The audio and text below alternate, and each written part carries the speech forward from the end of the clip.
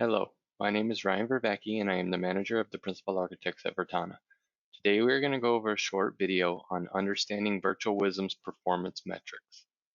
The purpose of this video is to try to provide you with an understanding of VirtualWisdom's performance fiber channel metrics and how to use them during performance investigations. The integrations we will reference in this video are the fiber channel hardware integration and our Cisco STS or SAN telemetry streaming integration, which will be referenced in the metrics selection example. The services reports you can use with these metrics are the fiber channel host latency investigation or the ESX host latency investigation. So now we'll go over the most commonly used Vertana fiber channel performance metrics.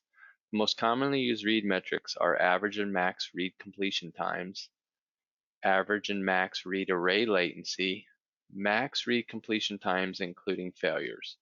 The most commonly used write metrics are average and max write completion times, average and max write array latency, your average and max write host latency, as well as your average and max write acknowledgement latency, and max write completion time including failures.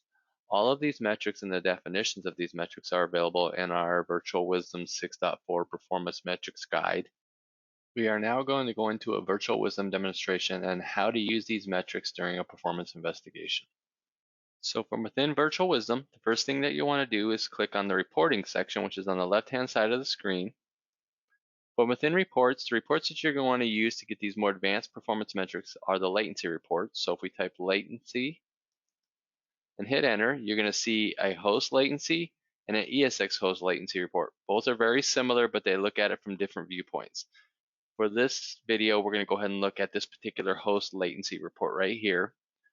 Once in the report, the first thing that you'll want to do is make sure that you select the host that you're looking at. And for this instance, we're going to use this Hyper-V host to investigate the performance metrics and show you how they work. And you want to set the time frame that you're looking at. So I have this particular time frame that I'm looking at right here. I have this particular host that I've drilled down to. And on the very first row, what you're going to get is the fiber channel conversation and what we see for the read and write latency for those fiber channel conversations. So right here, I'm looking at this spike, and it shows it's a Hyper-V 001 host on path 1 and path 2, down to an array and a storage port A4 on one side and A5 on the other, and one response time is 132 milliseconds, the other is 47. So we're getting some deltas between our response times down each side of the fabric to the different storage ports, and this is for reads. On writes, when you look at writes, we'll look at this spike over here, and this is going to be your write completion time. And it's looking like 3.945 milliseconds on one side of the fabric and 0.588 on the other. How we come up with your average read and your average write completion time is based on calculations on our hardware integration. So on our hardware integration, we're able to crack open the frame and see what's coming across the wire. We know whether it's a read, we know whether it's a write, we know which host it's coming from, which target port it's going to, and which LUN it's talking to on the back end. In this instance, what happens is this host, Hyper-V 001, will send a request on the to HBA to the 9759 array, looking at the A4 storage port talking to LUN 0. And we see exchange come across, so our hardware integration will open an exchange for that particular request, and we'll start tracking how long that exchange takes. When we see that exchange come out of the array with a completion status, we know how long it took it to complete. So we start a stopwatch that sees the exchange coming in.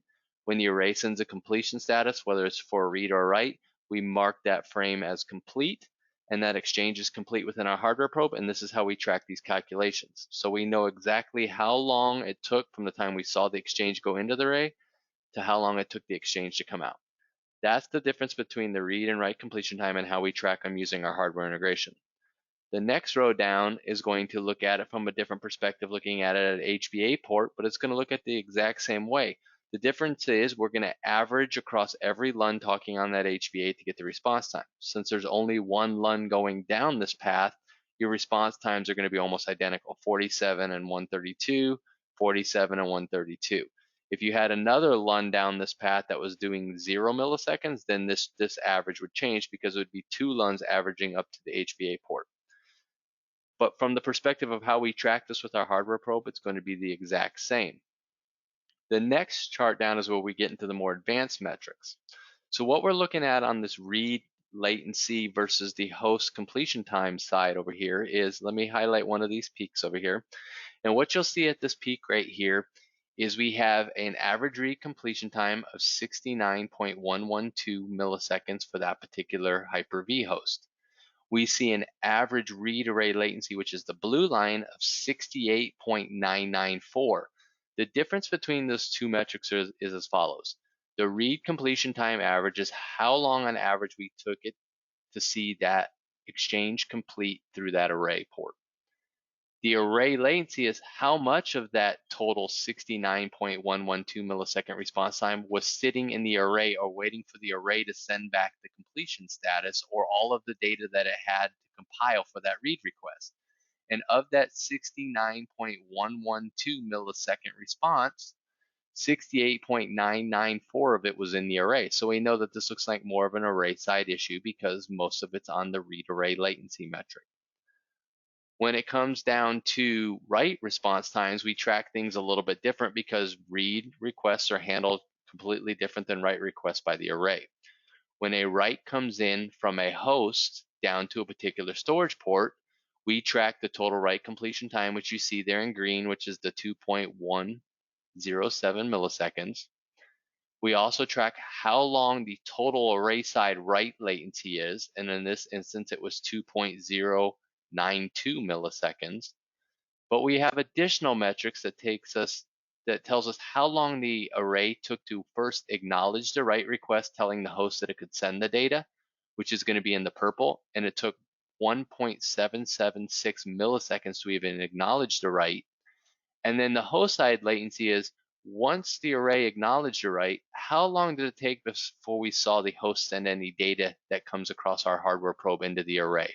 So we can track the data from different viewpoints. How long the completion time was on a write, how long of it took for the array to acknowledge the write, how long was the total latency within the array as part of the entire exchange completion time, and of that, how much time was on the host side once the host had received an acknowledgement. So it gives you 4 different viewpoints of the response time, the total versus the array side versus the acknowledgement versus the host side. This is the benefit of using our VirtualWisdom hardware platform, is it allows you to narrow down where your potential performance issue is starting, whether it's on the array or potentially somewhere back into the fabric, or if the array is acknowledging the host fast, but the host is taking a long time to start sending the data, we then know the issue is now potentially on the host side versus the array side. We have similar metrics in comparison if you have, instead of our hardware probe integration, if you're running Cisco STS integration. So STS is SAN telemetry streaming, and just as with the HBA ports or fiber channel conversations or however you want to view it, this particular way I'm going to show it to you is from HBA port. But if I go underneath the metric and I scroll down just slightly, you're going to see Cisco STS, and underneath here we also have STS metrics for the same things: average read completion time and average write completion time. Things are tracked slightly different, but when I come down under the performance folder, you're going to see the array latency metrics and the acknowledgement latency metrics. So we have similar metrics available to you from our hardware integration as well as our STS integration. So in summary for this video presentation, we identified the most commonly used hardware performance metrics.